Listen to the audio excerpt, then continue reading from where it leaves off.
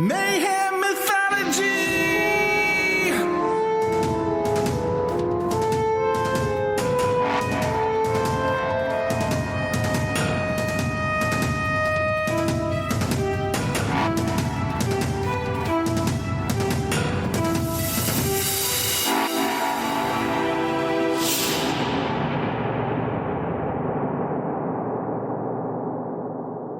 Hello and welcome back to Mayhem Mythology. My name is Jasmine. I'm with my host / co-host, my coast, Kayla.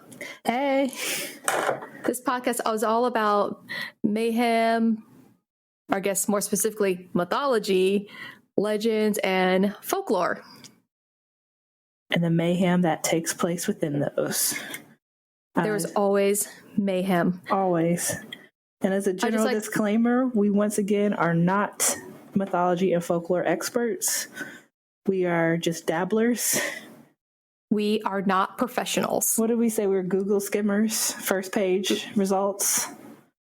First through second page results. I got to page 2 on this one. Okay. So I will be taking point on this episode, and Kayla will be adding some wonderful commentary on her part, hopefully some questions. And just as more of an introduction to us, since, everyone's still getting to know us, I would like to say a fun fact. So, my fun fact is, I just had a soul-draining event happen to me at Target. I have been looking for this video game for the Switch. It's called Ring Fit Adventure, and I've been looking for it for 4 months since the whole pandemic and quarantine stuff happened. I got a notification that it was somewhere, a Target, that was like a half an hour away from where I live. So I went there, and I was in the electronics section, and some guy had 2 of them in his hand. So I asked, oh, hey, do you know if there are any more of those games? And he goes, yeah, I got the last 2. I'm sure he was so proud of himself, too. Why is there not a limit 1 on all things Nintendo Switch right now? Like, that's the only time I've seen that game in person. What is it? And he had 2. What is it? It is just an exercise adventure game. Like, and you have this ring, and you can squeeze the ring to shoot or pull it. It's like a resistance ring. Oh. And you put it over your head, and you do squats, and you basically just do these quests and adventures to defeat these bosses. And that's all the game is, and I really want it. And it involves physical activity as well. Yeah.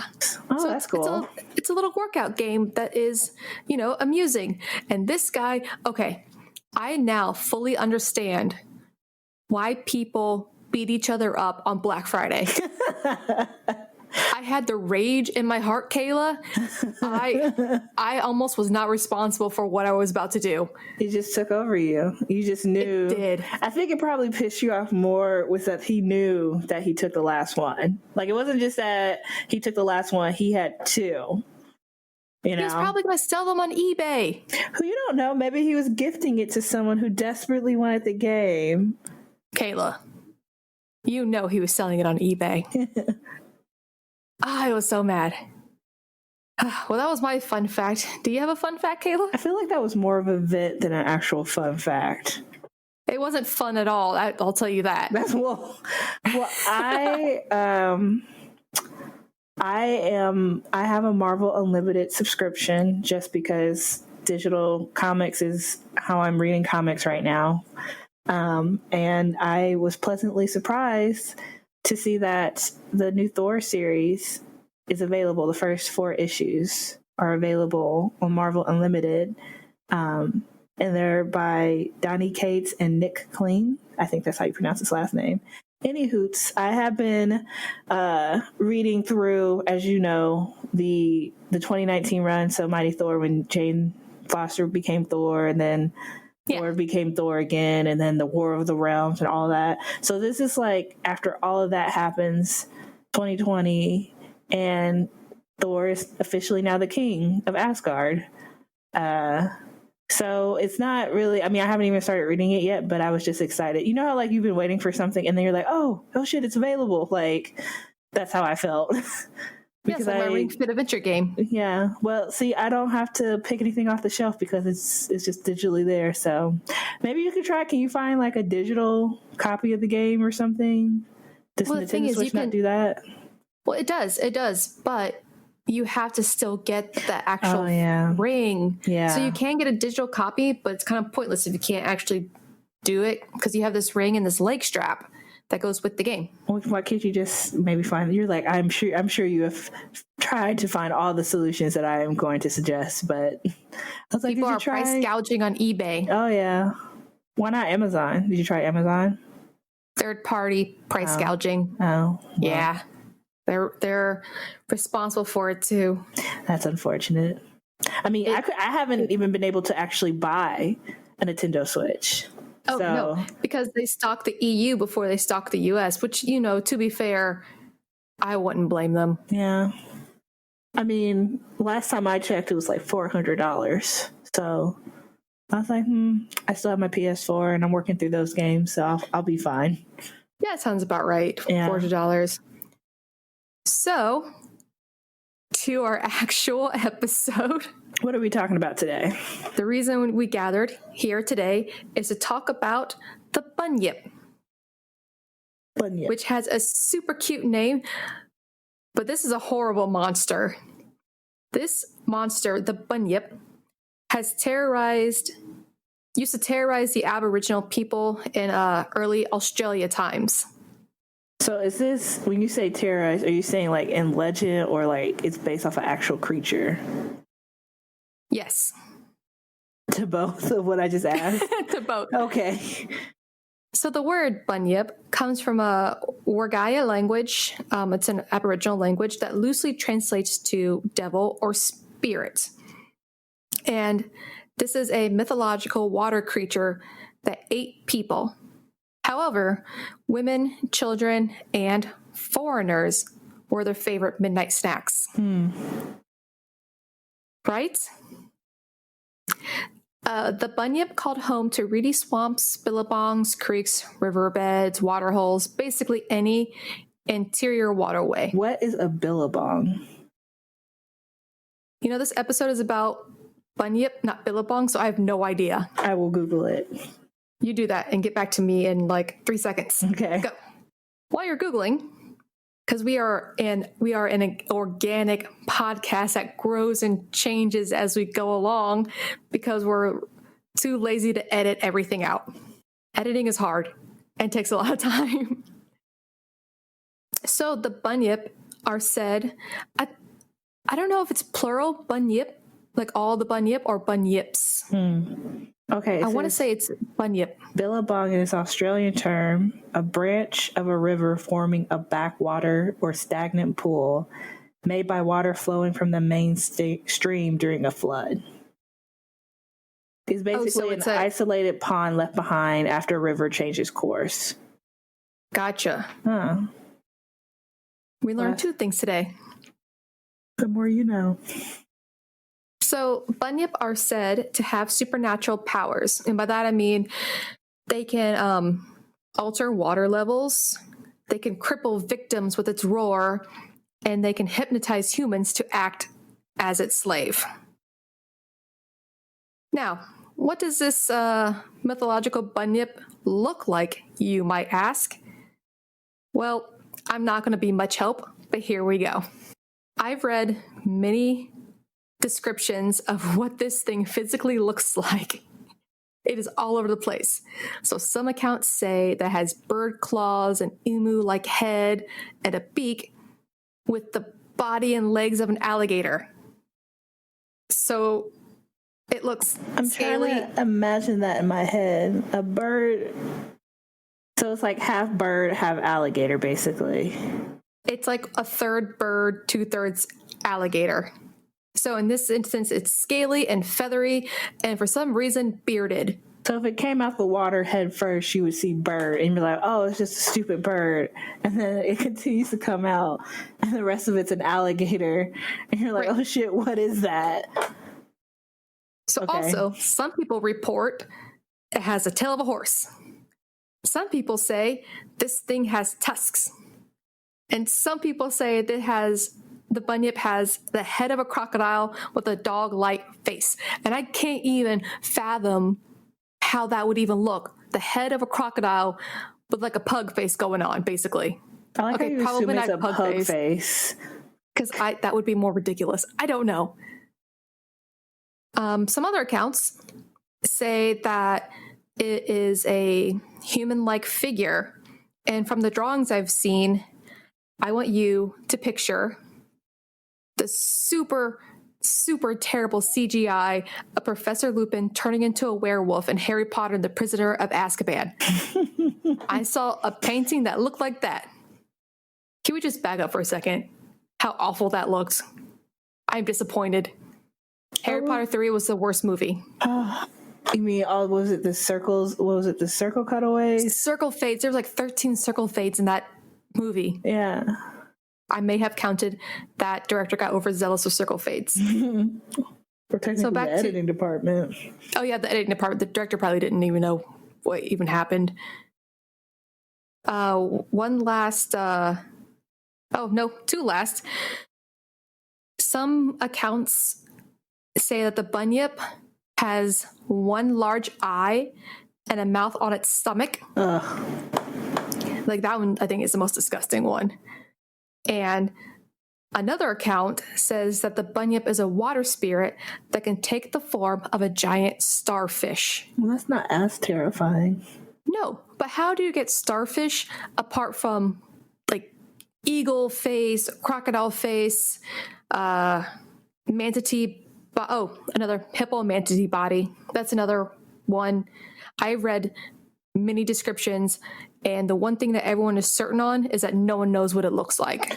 You know, you say Bunyip, and I kept thinking this is a bunny rabbit. And then it made me think of the little bunny creatures in World of Warcraft on Pandaria.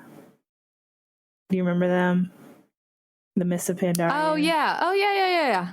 Like, I thought, because I'm just heard bunny, and I was like, oh, this sounds like a bunny rabbit. And then, like, I thought it would look like that. And that is nowhere near. No. And, like, the craziest thing is, every single article or web page I went to describes it differently. But the one thing all of these sites have in common is that the Bunyip has a booming howl or roar, and that's how you can tell it's probably gonna kill you.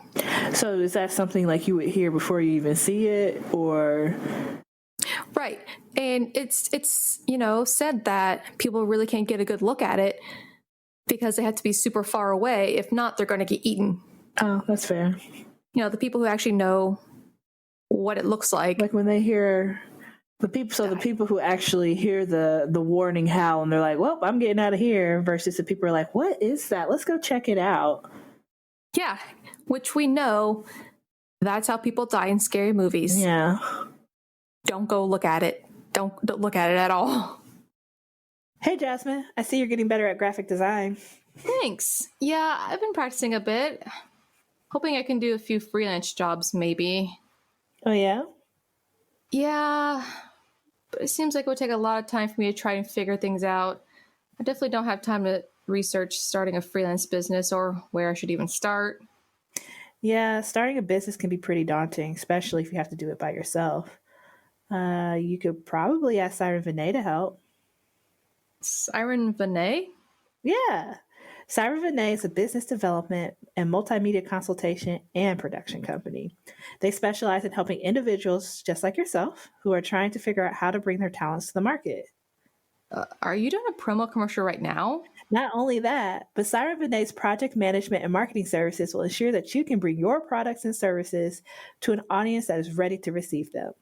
They also utilize their production service to provide original and authentic content to the masses and can provide these skills to help you develop your business as well. We're the only ones here. I don't know why you're... Developing a business can be hard, but it doesn't have to be.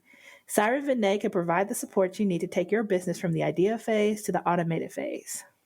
Meaning... Okay, look, you just want to focus on designing, right? Yeah. Well, Siren Vinay has a team that can help you research and develop your business. Things like trademark research, helping you figure out what business structure works for you, basically anything that has to do with internal processes and procedures that you'll need for developing and maintaining a business and for getting clients. Okay, so I can just save all that time and focus on my designs. Yep.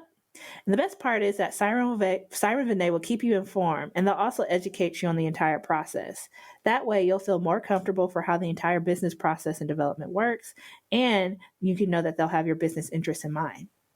You can check them out at www.sirenvinay.com for more information, or you can email them at siren.vinayllc@gmail.com to learn more about what this company has to offer.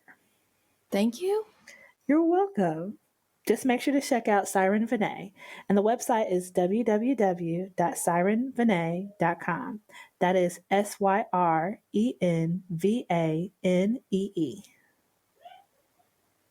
Welcome back to the second half of our podcast of Bunyip. So I'm going to go into some early accounts of the Bunyip, and I just want you to be aware that there is rampant racism in what I'm going to say. Unfortunate. But you got to think of where we are. Australia, early 1800s. They were not the kindest to the Aboriginal people. So the first, maybe not the first, but one of the very earliest recordings of the Bunyip was made by Hamilton Hume in 1818, and it was his discovery of these large, unidentifiable bones. So later, I say later, and this was like a lot later, in 1845, an article was printed in Greenlaw Advertiser and Squatters Advocate that detailed an Aboriginal man was shown the bones that Hamilton Hume found, and the newspaper quoted, "On the bone being shown to an intelligent black, he at once recognized it as belonging to the Bunyip, which he declared he had seen." I warned you. That whole sentence, first of all, it's never good when they call us the blacks. I mean, it's better than the other word they would probably be calling us back then. But then having to designate it with an intelligent, anyway. Right, an intelligent black. An intelligent black. Okay, I'm sorry, continue. I found a couple more references to stuff like that, and I left them out. Couldn't they have just said we showed it to someone and they recognized what it was? Did they have to do that? They had to, which I feel like sort of discredits their own article in a way of, you could have just said they showed it to a man. Well, this was also back during the time where they used science as an excuse as to why one race was superior, so... Right. Another account in 1857, a guy named Edwin, he was an artist. He ended up describing a bunyip that he thought he saw as a large freshwater seal, which this is kind of problematic in a couple ways.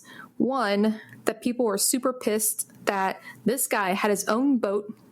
He paddled, rowed it out to the water, saw a bunyip, allegedly, shot at it, and failed to capture it for science. Versus just leaving it alone? Well, no, people wanted it to be caught, killed and caught, so they can study it and see that, oh, it's not a seal. Oh, it's not really a walrus. So things that they've said it was. Okay. So I guess my first thing is this like a lore that basically, just from what you have found, has probably been basically whitewashed from Aboriginal tales and legends? I believe so. I could not find anything really before 1818, and I was really trying to find an Aboriginal account, but that was very difficult, as you can imagine. Yeah. I feel like this is one of those topics that I would love to come back to if we could find someone who is actually who knows the lore of that culture besides what the racists were talking about in the 1800s. Because I feel like that's going to be a lot of like folklore legend that we might come across too.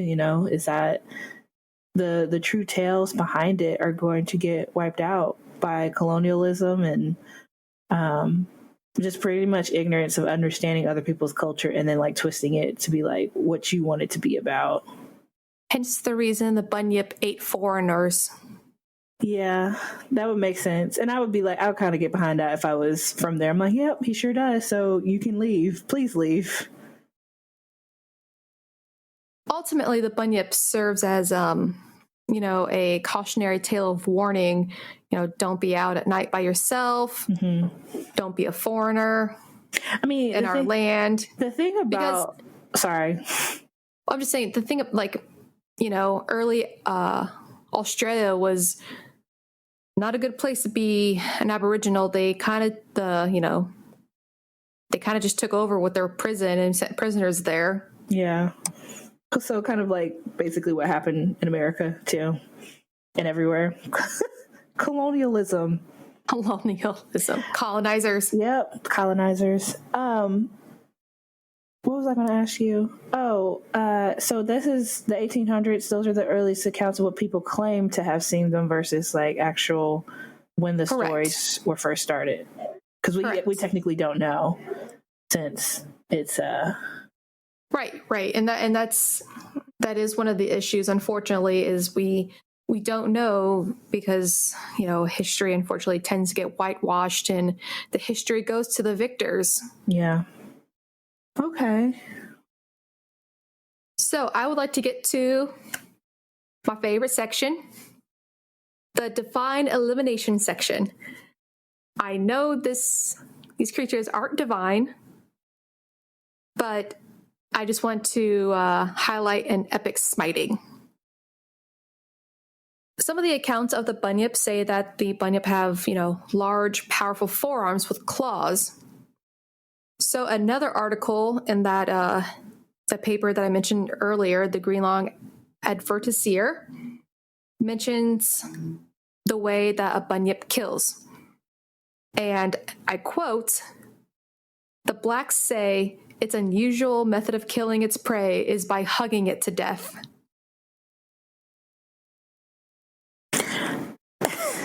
Okay. They just had to keep doing that. I was just waiting for you to say something. I mean, I just hate reading articles from that time period. It's just obnoxious at this point. Okay, but aside from that, so basically what they're saying is that it'll just hug you so hard that its claws will kill you. Yeah, it's like a boa constrictor. It just squeezes the life out of you and then eats you. Mm.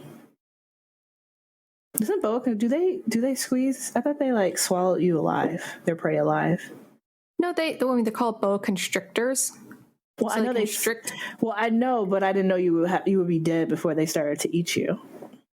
I think 9 times out of 10 you'll be dead before a boa tries to eat you. And it's not all boas. Not all boas. Not all boas. # not all boas. # not all boas. And then I just want to wrap up by mentioning a few references and some current quote unquote media. Some of these aren't like super current, like 2000s, but that's okay. So the Bunyip has made its way into many works of fictions, including like children's books, a children's cartoon in 1988, video games, and even in Godzilla, King of the Monsters. The movie just came out. Not just came out, but from 2019. The King of the Monsters? Yeah. I guess. So I have actually not seen this movie, but from the article I read, the Bunyip is a titan. So it wasn't ever specifically said that this was a Bunyip, but later when the filmmakers were asked about these titans in particular in the movie, they said a Bunyip was one of them. Oh. That makes me kind of want to watch the movie again. Godzilla is not my favorite. I don't know, something about large dinosaurs. I don't know why I almost said an anteater. Large anteaters I don't like. He's not a large anteater. He is now. So in 2015, there is a movie called Bunyip, which is an Australian horror movie. Tell me if this isn't just, classic horror movie. The synopsis of this movie is when a team building hike strays into the territory of an unknown Australian predator, this group of tech-savvy, thrill-seeking city folk will discover that some legends have teeth. Yep. Sound about right? Sounds about right. Even the fact that they put tech-savvy, thrill-seeking city folk, as if to say all of that will mean nothing. Right. That's all irrelevant. Another current media, which I just learned about maybe about 40 minutes ago, and I don't know if this is 100% accurate because I didn't have time to Google. Apparently, a bunyip is a, what did he say? My husband said it was a sort of companion you can summon in RuneScape.